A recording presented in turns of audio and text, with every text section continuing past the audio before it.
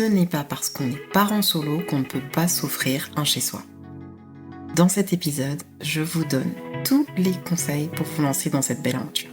Allez, c'est parti.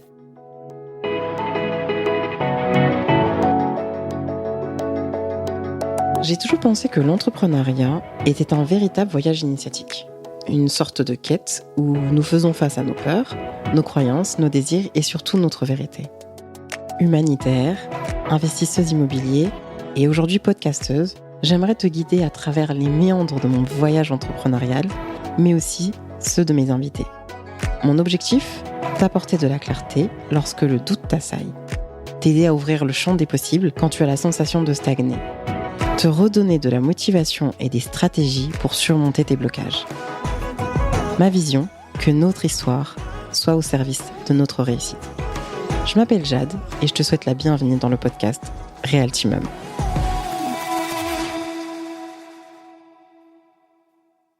Salut la Realty Mum, bienvenue sur cet épisode IMO de Realty Mum qui m'a été inspiré par deux mamans célibataires qui m'ont demandé conseil parce qu'elles avaient envie d'acheter leur résidence principale.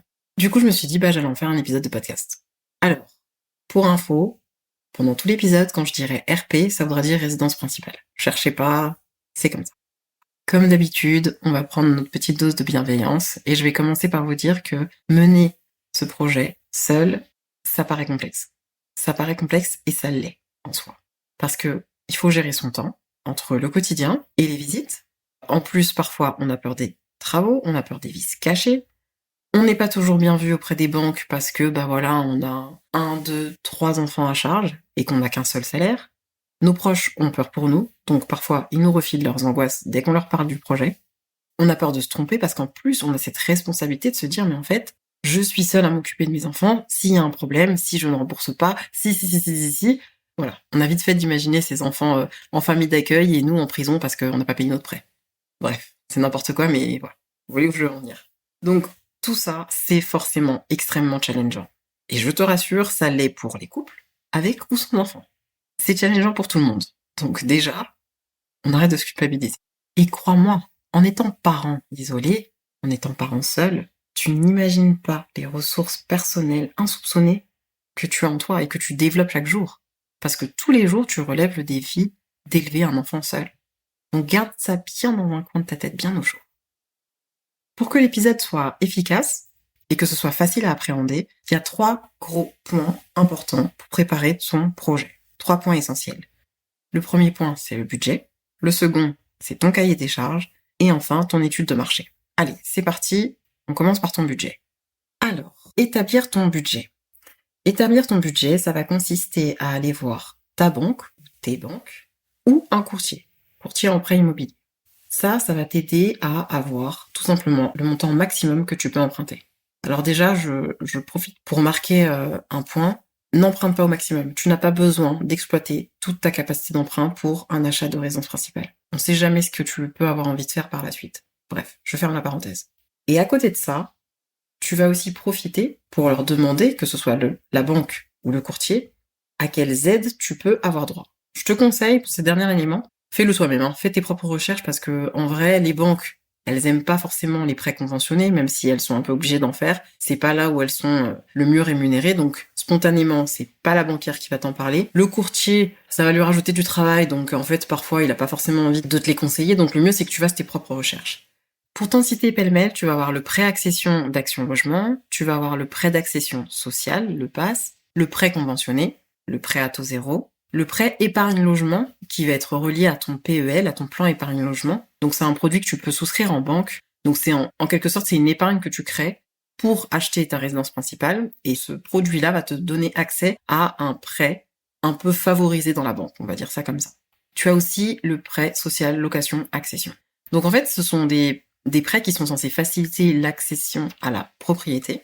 Donc je t'invite vraiment à faire tes recherches pour pouvoir savoir si tu y as droit, pour en parler justement à tes financeurs potentiels, que ce soit ton courtier ou ta banque. Et surtout, ce qu'on oublie souvent, c'est d'aller voir les mairies, parce que parfois il y a des aides qui sont rattachées aux collectivités locales, donc les mairies, la DIL et l'ANIL. Donc ce sont en fait des organismes qui ont pour thématique principale le logement. Donc tu verras, tu taperas sur internet Anil ou Adil, tu verras. Et souvent ce sont des personnes qui peuvent te conseiller des aides liées à l'accession au logement.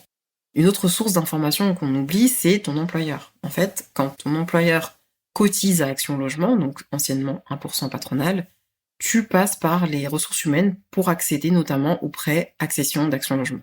Donc c'est vraiment, faut que tu tapes à toutes les portes, faut que t'hésites pas à aller demander de l'aide, à voir si tu as droit à des prêts particuliers parce que tu es fonctionnaire par exemple, ça je sais que c'est possible. Notamment à la Société Générale, je crois à la Banque Populaire aussi, il y a des services qui sont disponibles vraiment pour les fonctionnaires, donc vraiment parle-en autour de toi pour pouvoir accéder à des prêts qui faciliteront vraiment ton financement.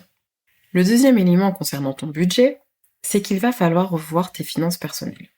Parce que tes comptes doivent être propres, et surtout, tu dois pouvoir montrer à la banque que tu as optimisé tes dépenses pour pouvoir épargner.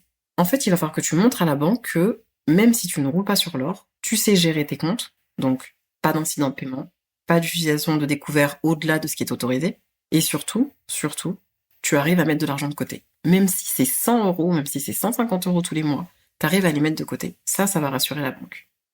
Et j'en viens au point qui fâche, la notion d'épargne et d'apport. Alors, je sais que c'est pas forcément agréable à entendre, et c'est pas forcément ce qu'on a envie d'entendre, mais pour acheter ta résidence principale, la banque va souvent vouloir que tu mettes de l'apport, ne serait-ce que les frais de notaire, ou les frais bancaires. C'est pas obligatoire, mais voilà. Souvent, parce que c'est ta résidence principale, elles aiment que tu participes.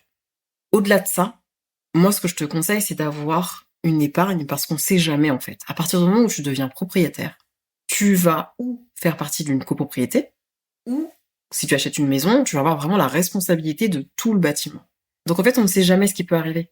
Que ce soit des intempéries ou alors malheureusement des surprises pendant des travaux, s'il y a des travaux dans ton bien, tu seras contente d'avoir cette petite épargne de sécurité. Et il y a un élément que j'aime bien amener à la connaissance des personnes qui veulent acheter leur résidence principale, c'est que la banque, elle s'intéresse au saut de charge. Qu'est-ce que c'est le saut de charge ? En fait, c'est la différence entre ton loyer actuel et la mensualité du crédit. Si cette différence, elle est trop importante, ça va allumer un warning chez la banque. C'est-à-dire que, imaginons que ton loyer actuel, c'est 500 euros, et que la mensualité, quand bien même elle rentre dans ton taux d'endettement, elle est de 750 ou 800 euros, la banque, elle va se dire, est-ce que ton budget actuel est capable d'absorber cette différence ? Et c'est pour ça que c'est important de montrer que tu mets de l'argent de côté. Parce que, imaginons que tu as un saut de charge de 100 euros, mais que toi, tous les mois, tu mets de côté 200 euros, tu peux montrer à la banque que ce saut de charge, j'ai de quoi l'absorber. Un autre élément important, c'est que quand tu réfléchis à te dire que voilà, je vais acheter, il faut pas que tu te focalises que sur la mensualité. Il faut que tu te dises aussi, comme je le disais tout à l'heure, je vais devenir propriétaire, donc je vais avoir des charges que la banque ne va pas nécessairement prendre en compte quand elle va calculer mon taux d'endettement, mais qui vont bien être débitées de mon compte, notamment la taxe foncière et les charges de copropriété lorsque tu achètes en copro.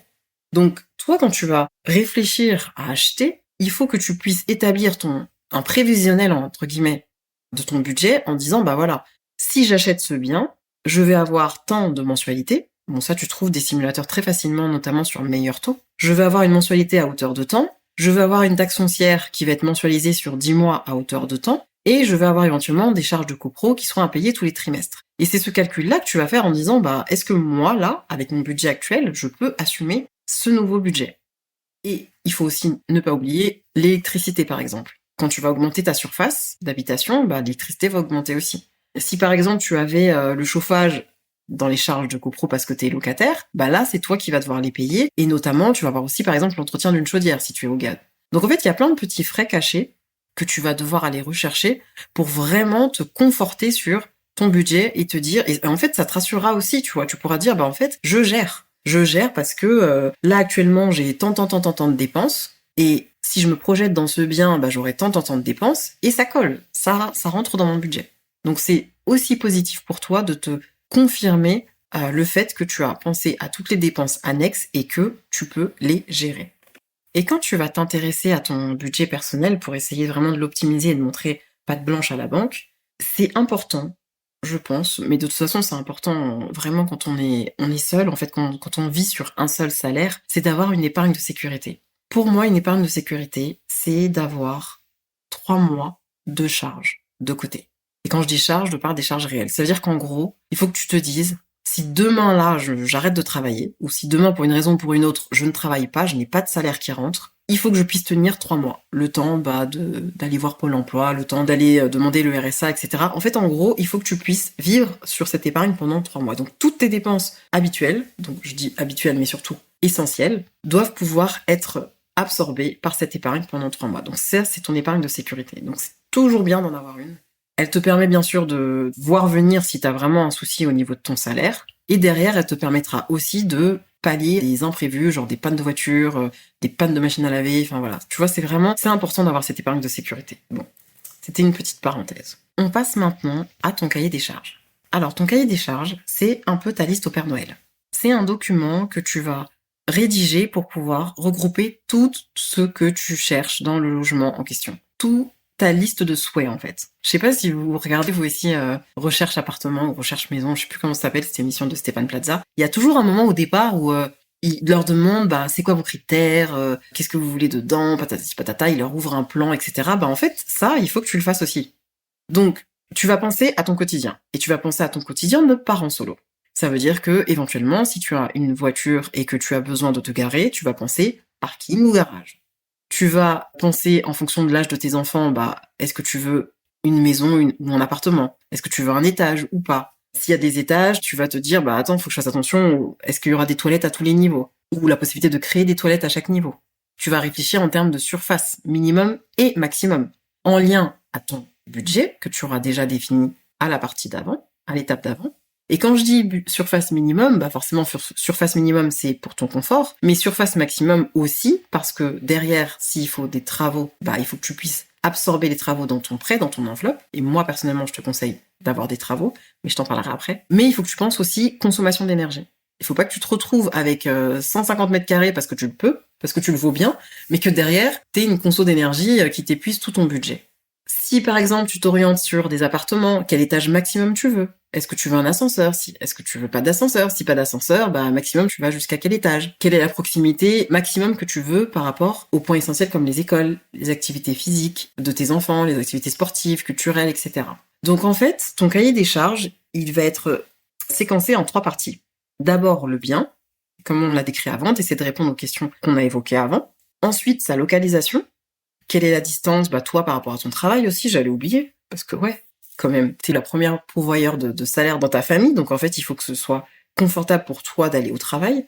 La dernière partie, ça va être le budget. Donc en fait, ce document-là, il va te permettre de partager toutes les informations sur le bien que tu cherches, sa localisation et ton enveloppe aux agents immobiliers. Tu vas aussi t'en servir pour prioriser ce qui est important. C'est-à-dire que tu pourras dire, ça c'est un peu moins important, ça c'est plus important, ça c'est vital, ça je veux absolument qu'il y ait ces critères-là.